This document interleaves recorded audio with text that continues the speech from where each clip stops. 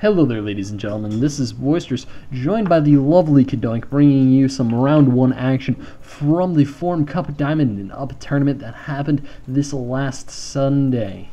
Yeah, Sunday. Spine down in the bottom right-hand corner, we have yourself as the green Zerg, and up here in the top of the left-hand corner, we have his opponent as the red Terran, BlackDeath. This is, of course, game 2 of the series. Yourself took the last game, bringing him up 1-0 versus his opponent currently.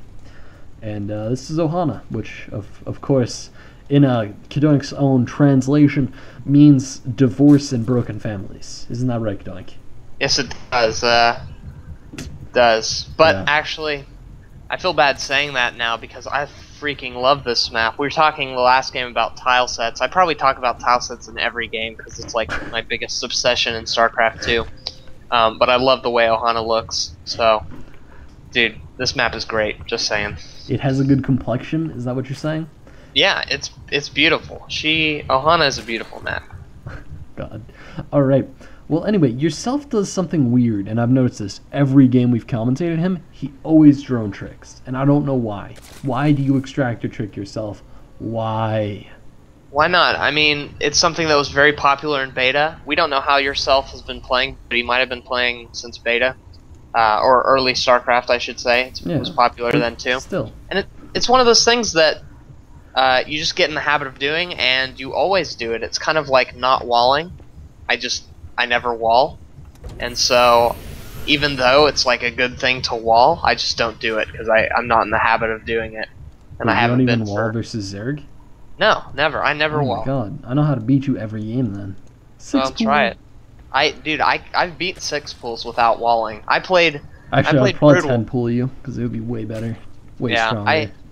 I played Brood War, and I got 4 pooled, and I learned how to deal with that, so I can deal with the 6 pool, no problem. You and your pro, like, 10-year-old skills at Brood War got so good. Oh yeah, dude, Brood War was hard. For any of you who don't know, go play it. Oh my god. Ridiculously hard. I played Icy Cup like this last weekend because I think they're shutting it down since Brood War is kind of like exiting the professional scene. That's so depressing. I know. I was playing it and I was like, what the hell? Oh my god. I got crushed every game. Yeah, Brood War is intense, man.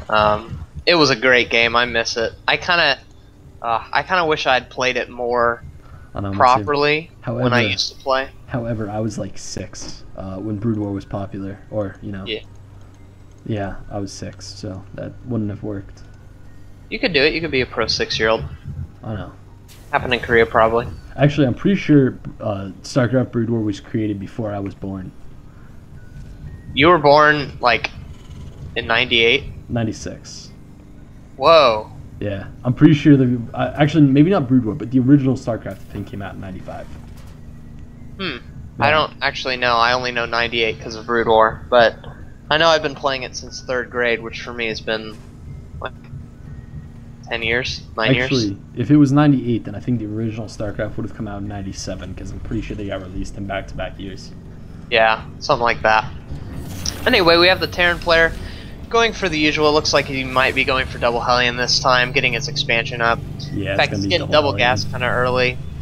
So that would lead me to believe double Hellion with maybe a starport added on. That's been very, very popular as well. And the Zerg player just droning up.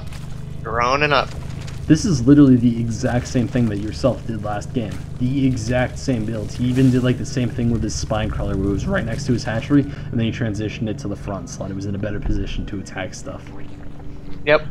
Just now getting up his 3rd queen, 3rd and 4th queen I should say. Going to be spreading that creep from the main to the natural and then working his way out to the 3rd as well with the queen at the natural. And there are those 4 gases that we saw last game. I think this might be literally the exact same build again. Yeah, it most likely is. It worked out fantastically for him in the last game. Of course, he did catch a lucky break with those tanks being unsieged. Yeah. For those of you who don't know, go see game number 1. And, yeah, BlackDeath, I like how he's mixing it up. Oh, actually, yeah, he is mixing it up. He's going to be getting those double Hellions, but once again, he'll be transitioning into the siege tank Marine force that he did last game, which I think works out really well for most Terran players. Yeah, Siege Tank Marine is an awesomely powerful mid-game army, but you just need to do damage with it. That's really the only thing that you need to do. is damage. Oh yeah. And you absolutely can with it. Yeah. Looks like he's going to be getting stem first, and interestingly, going to be popping out a Marauder pretty early on. I don't know how I feel about this. It's going to be interesting. I actually kind of like it. It seems very intriguing to me. Yeah, I wonder why he's popping that Marauder out so early. Is it just because he has the Tech Lab already? I mean, I don't know. I mean, on one hand, it would be really useful against roaches, but his opponent isn't going and doesn't go roach. It's going to be useful against banelings. yeah. But he doesn't have concussive shell in the way. But actually, it's really useful if you just control click your marines and right click them back. All your marauders will be in the front, and you really want those banelings to hit the marauders first. Well, the way most people control banelings now is they don't even A move, they just M move and keep them right next to your army slot. They're nice and in close hugging range. Yeah. But a lot of the top pros will manage to get them wasted on marauders rather than marines. Yeah. And it looks like, once again, we have the starport double medevac. We have the siege tank being laid down. Actually, he might not be going for... I meant factory. He might not be going for siege tanks at all.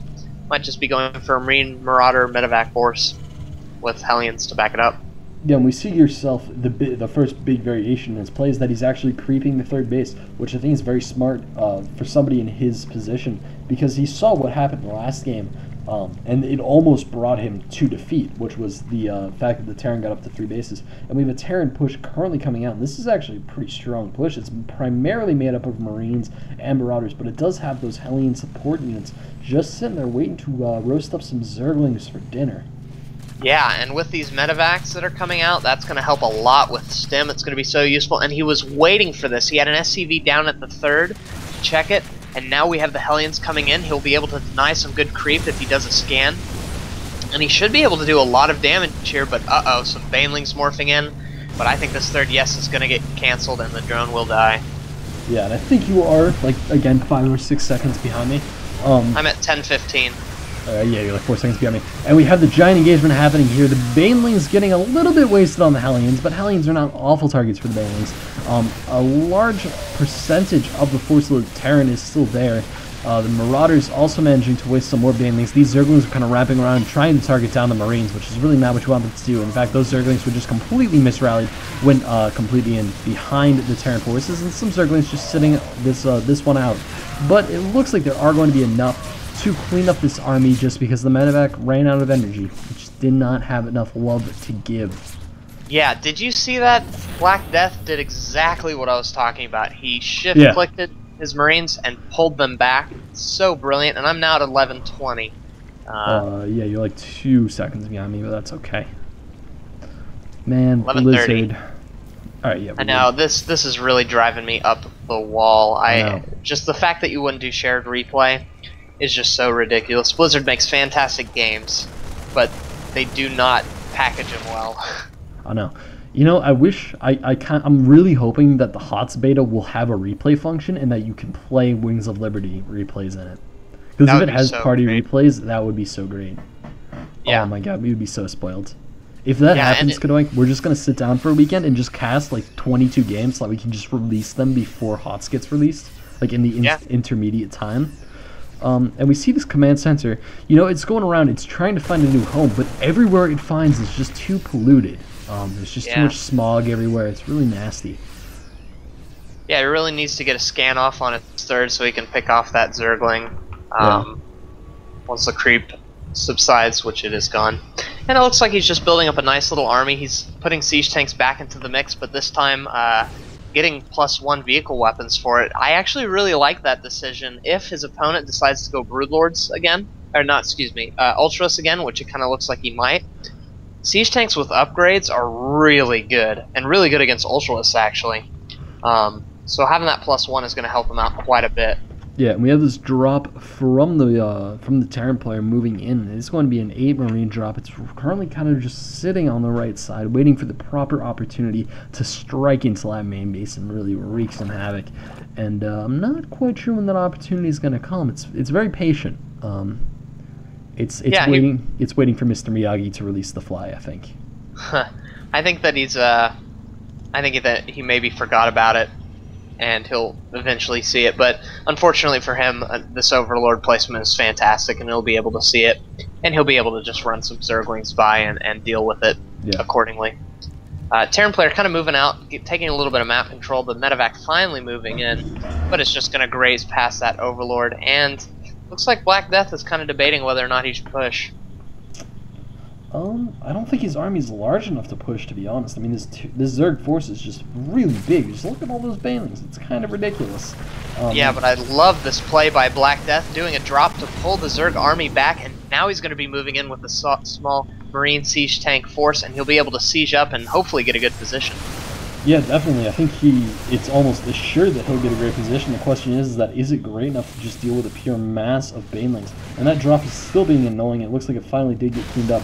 But this push is almost assuredly going to kill the third base, which is basically all the damage it needs to do. There, the banelings rolling in, and they are going to land quite beautifully on the Marines. Oh my god, so much damage done to those Marines. And, you know, maybe the third base won't be taken out. Yeah, no, the fourth base will survive. Kind of sad for BlackDeath.